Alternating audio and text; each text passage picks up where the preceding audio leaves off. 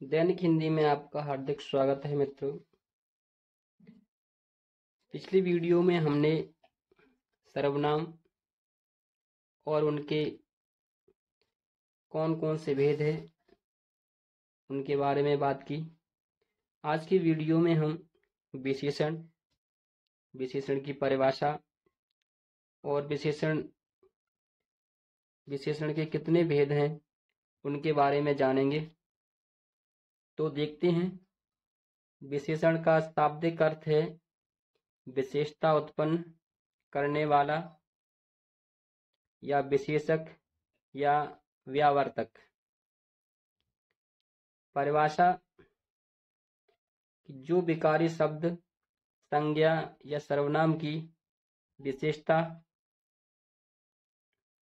गुण, संख्या, मात्रा या परिणाम के आधार पर बताते हैं उन्हें विशेषण कहते हैं।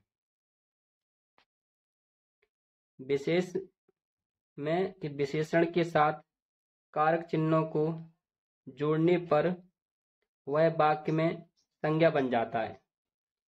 तो इस वाक्य को ध्यान में रखना है कि जब हम विशेषण के साथ कारक चिन्हों को जोड़ देते हैं तो वाक्य में वह विशेषण पद संज्ञा बन जाता है। आगे है कि संज्ञा शब्दों की व्याप्ति को संकुचित, मर्यादित करने वाले शब्दों को व्याकरण में विशेषण कहते हैं। जैसे ये बालक एक जातिवाचक संज्ञा पद है।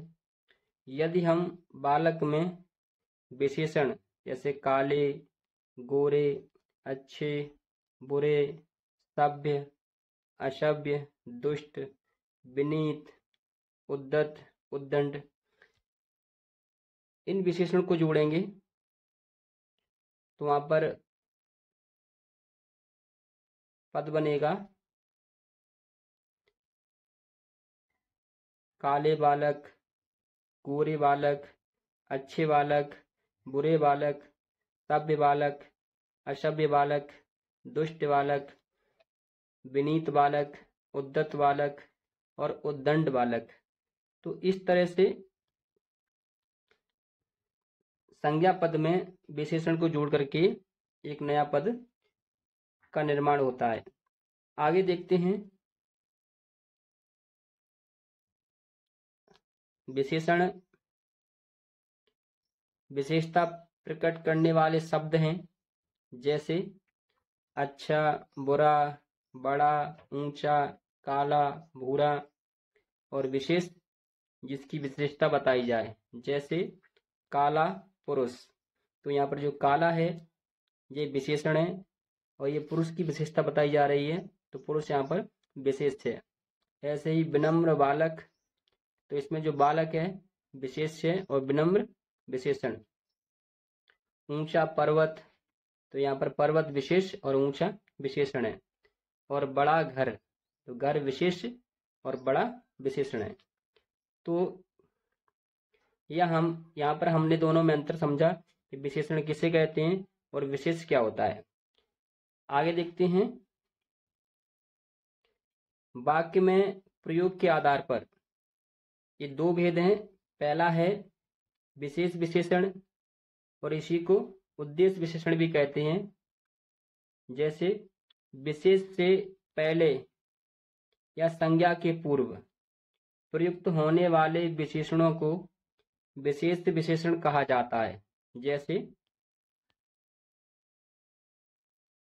महंगे आभूषण, तो यहाँ पर ये आभूषण है, ये संज्ञा पद है या इसे विशेष भी कह सकते हैं या विशेष भी कहते हैं। और इसके शब्द जो महंगे पद प्रयोग हुआ है ये विशेषण है या विशेष विशेषण है। ऐसे अच्छे लड़के, कच्चे फल, चालाक महिला, कीमती जूते, समझदार लड़की, विद्वान पुरुष, उज्जवल आकाश। यहाँ पर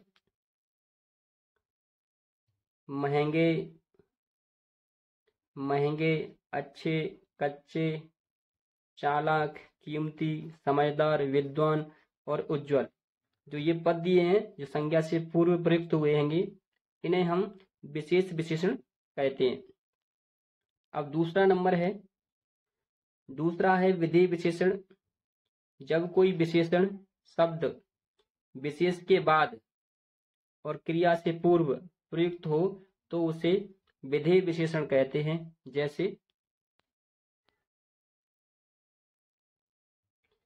लड़के ईमानदार हैं, कविता कमजोर है, उसकी आंखें नशीली हैं, दीपक होशियार है, यह बात सच है, लड़कियां समझदार हैं, सुनंदा बुद्धिमती है। तो यहाँ पर ईमानदार, कमजोर, नशीली, होशियार, सच, समझदार, बुद्धिमती, तो ये पद हैं जो संज्ञा के बाद प्रयुक्त हुए हैं और क्रिया से पहले होते हैं, लेकिन इन वाक्यों में क्रियापद नहीं है। तो यहाँ पर जो ये पद दिए जा रहे हैं ये सब पद विधेय विशेषण में आते हैं। अब हम विशेषण के भेदों को देखते हैं। शब्द प्रकृति के आधार पर हिंदी भाषा में 4 प्रकार के विशेषण माने गए हैं, जिसमें पहला गुणवाचक विशेषण, दूसरा संख्यावाचक विशेषण, तीसरा परिणामवाचक विशेषण और चौथा है सार्वनामिक, संकेतवाचक या निर्देशवाचक विशेषण। तो इस विशेषण को ध्यान में रखेंगे। सार्वनामिक विशेषण को संकेतवाचक और निर्देशवाचक विशेषण भी कहते हैं। पहला विशेषण है गुणवाचक विशेषण। संज्ञा या सर्वनाम शब्दों की गुण संबंधी विशेषता बताने वाले शब्दों को गुणवाचक विशेषण कहते हैं। यहाँ प्रयुक्त गुण शब्द का अर्थ केवल सकारात्मक विशेषता या अच्छाई नहीं है, बल्कि गुण, दोष, आकार, प्रकार, रंग, रूप, अवस्था, स्थिति, देश, काल, स्वाद, गंध, काल, स्थान, दिशा, स्पर्श आदि अनेक अर्थ हैं। जैसे गुण दोष में भला, बुरा, सच्चा, झूठा, ज्ञानी, दुराचारी, सच्चरित्र, दुष्ट, शांत, उदार, सुशील, सीधा, सरल, परिश्रमी, ईमानदार, बेईमान, दानी, पापी, अपराधी, सज्जन, दयालु, कृपण, कायर, बौर, धीर, शूर, दुराचारी, उचित और अनुचित इत्यादि ये पद हैं जो इनसे गुण और दोष का बोध होता है। तो यहाँ पर हमने गुणवाचक विशेषण की परिभाषा देखी। तो जो गुणवाचक विशेषण होते हैं ये हमेशा संज्ञा सर्वनाम की गुण और दोष संबंधी, चाहे उसमें आकार, प्रकार, रंग, रूप, सभी की विशेषता बताते हैं। और विशेषता सकारात्मक और नकारात्मक दोनों प्रकार की होती है। अब हम गुणवाचक विशेषणों की अवस्था को देखते हैं। तो गुणवाचक विशेषणों की 3 अवस्थाएं हैं। पहली है मूल अवस्था, अंग्रेजी में से पॉजिटिव डिग्री। दूसरी उत्तरावस्था, अंग्रेजी में से कंपैरेटिव डिग्री। और तीसरी है उत्तम अवस्था, इसे सुपरलेटिव डिग्री कहते हैं। तो पहली अवस्था है मूल अवस्था। इस अवस्था में किसी संज्ञा या सर्वनाम की अन्य संज्ञा या सर्वनाम के साथ तुलना नहीं होती है, केवल एक व्यक्ति या एक वस्तु की विशेषता बताई जाती है। जैसे उसकी वाणी मधुर है, श्याम परिश्रमी है,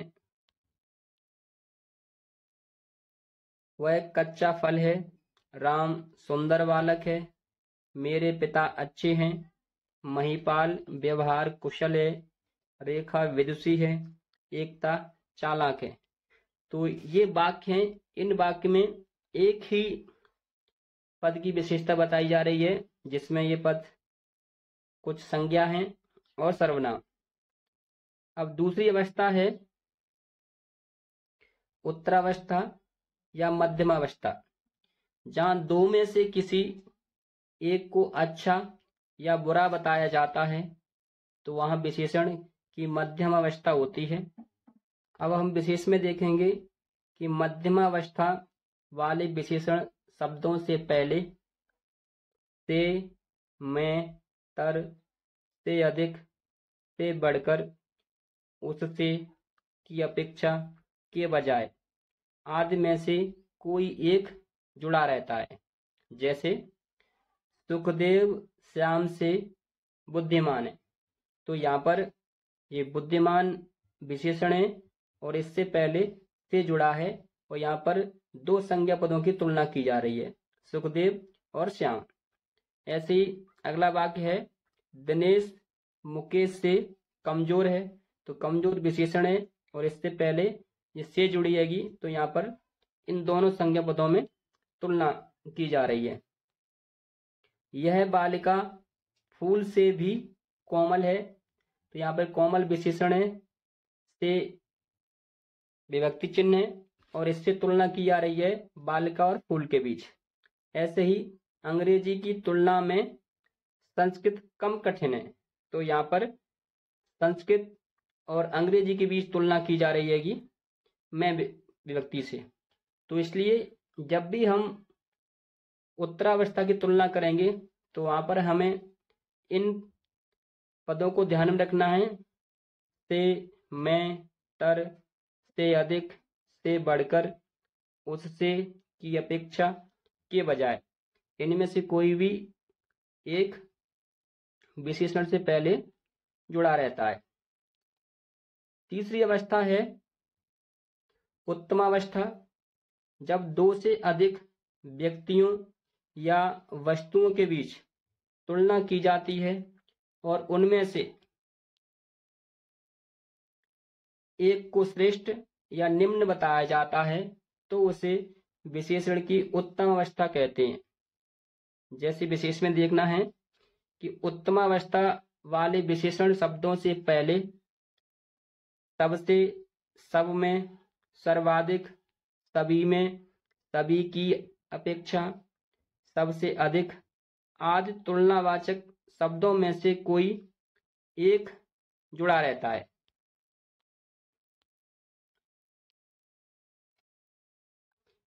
श्रेष्ठ, सर्व, तर, तम का प्रयोग तत्सम शब्दों में होता है, तो यहाँ पर हमें इस बात को विशेष ध्यान रखना है, जब हिंदी पद आएंगे तो वहां पर उत्तम अवस्था में श्रेष्ठ, सर्व, तर, तम का प्रयोग नहीं करते हैं, लेकिन तत्सम शब्द होंगे तो वहां पर इनका प्रयोग करते हैं।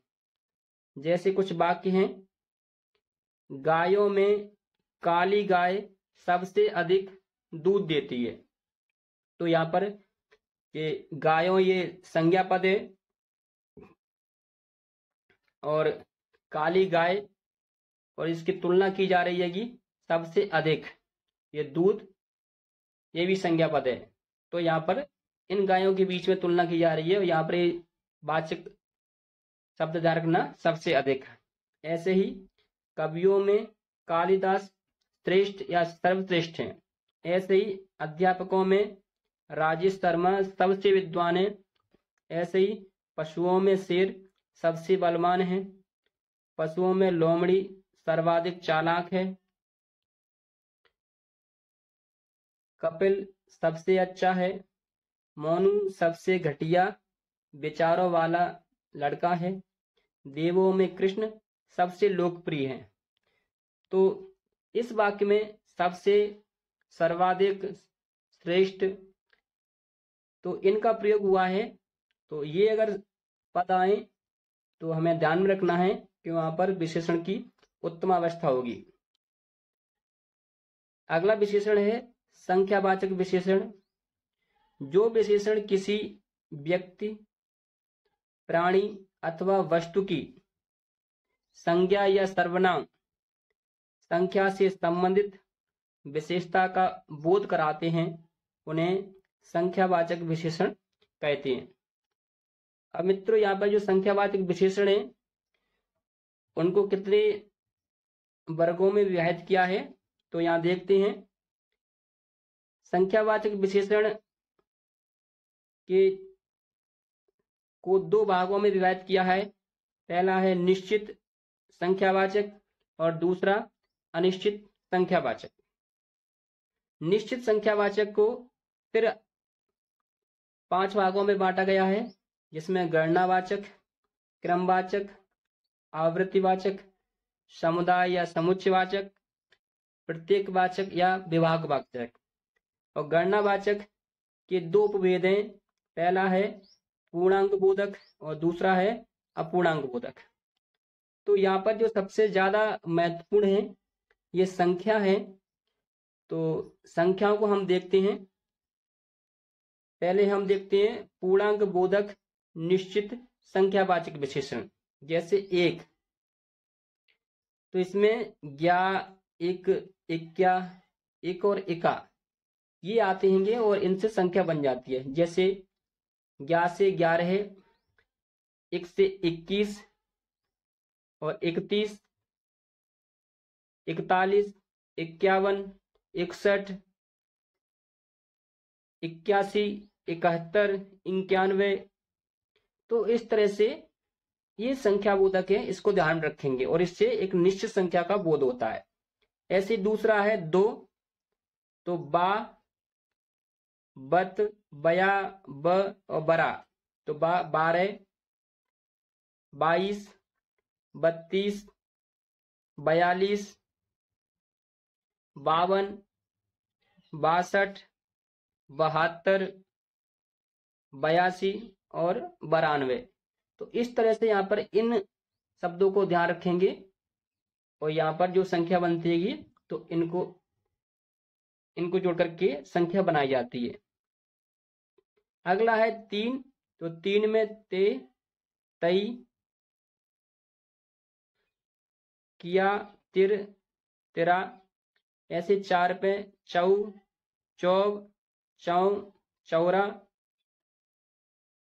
जब हम हिंदी में लिखते हैं तो इनका प्रयोग किया जाता है। जैसे 4 को चौ, चौब, चौ, चौरा। 5 में पंद, पच, पई, पच, पचा।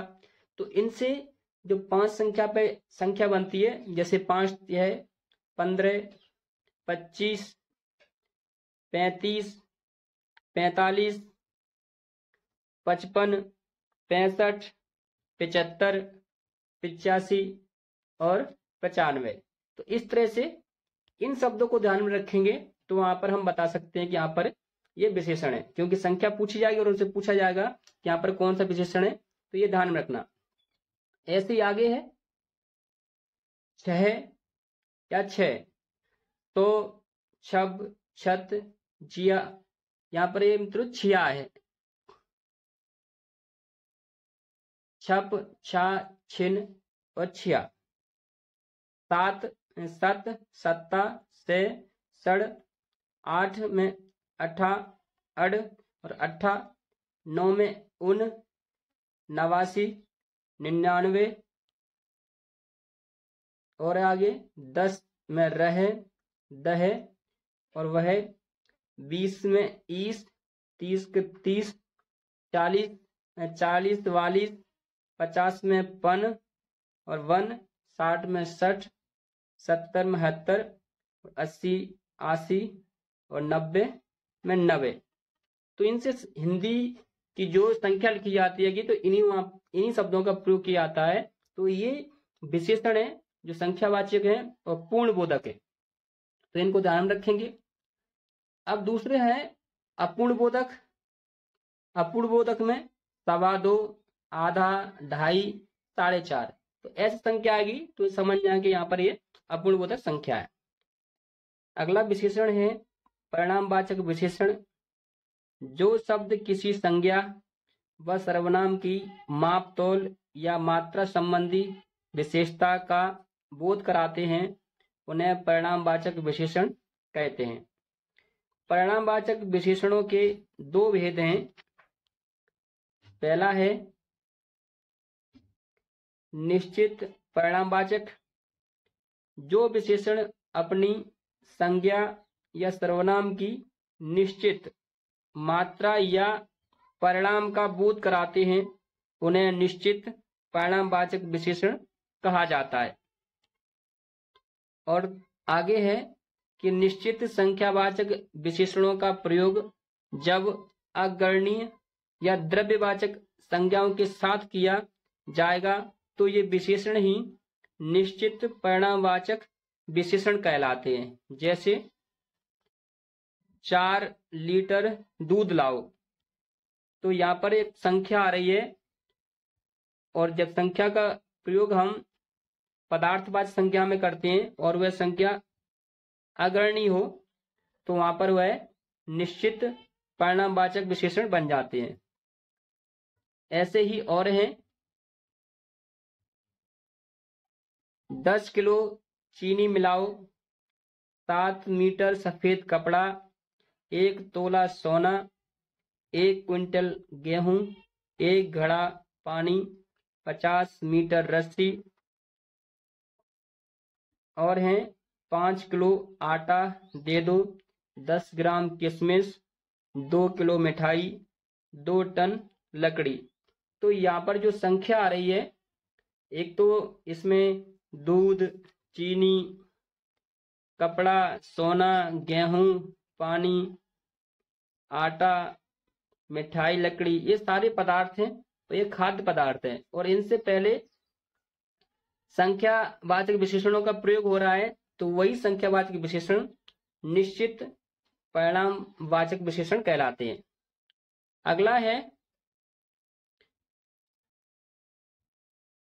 अनिश्चित परिणामवाचक, ऐसे विशेषण पद जो किसी संज्ञा या सर्वनाम की नाप तोल या मात्रा की अनिश्चितता प्रकट करते हैं, उन्हें अनिश्चित परिणामवाचक विशेषण कहा जाता है। इसमें निश्चित परिणाम का बोध नहीं होता है। जैसे कुछ दूध ले आइए, तो यहाँ पर दूध एक तो ये पदार्थवाचक है, लेकिन यहाँ पे जो कुछ लगा है ये अनिश्चित परिणामवाचक है। थोड़ा पानी पिला दीजिए, कुछ आटा और ले लीजिए, बहुत सारा घी, घड़ों पानी, कम चीनी, ज्यादा नमक, बहुत मिठाई, थोड़ा जीरा, ढेर सारी रबड़ी, किंचित लवण, कम नमकीन, जरा सी सब्जी। तो यहाँ पर जरा, कम, किंचित, बहुत, ढेर, घड़ों, ज्यादा, बहुत, कुछ, थोड़ा, ये जो पद आ रहेंगे ये पद अनिश्चित परिणाम विशेषण को प्रकट करते हैं। चौथा है सार्वनामिक विशेषण, जब सर्वनाम शब्द संज्ञा के साथ वाक्य में प्रयुक्त होते हैं तब उन्हें सार्वनामिक विशेषण कहा जाता है। जब ये शब्द अकेले संज्ञा रहित आते हैं तब सर्वनाम कहलाते हैं, परंतु सर्वनाम शब्द जब संज्ञा सहित वाक्य में प्रयुक्त होते हैं तब उन्हें सार्वनामिक विशेषण कहा जाता है। जैसे सुनंदा स्कूल से आई, वह पढ़ रही है, तो इस वाक्य में वह सर्वनाम पद है क्योंकि वह का प्रयोग सुनंदा इस संज्ञा के स्थान पर हुआ है।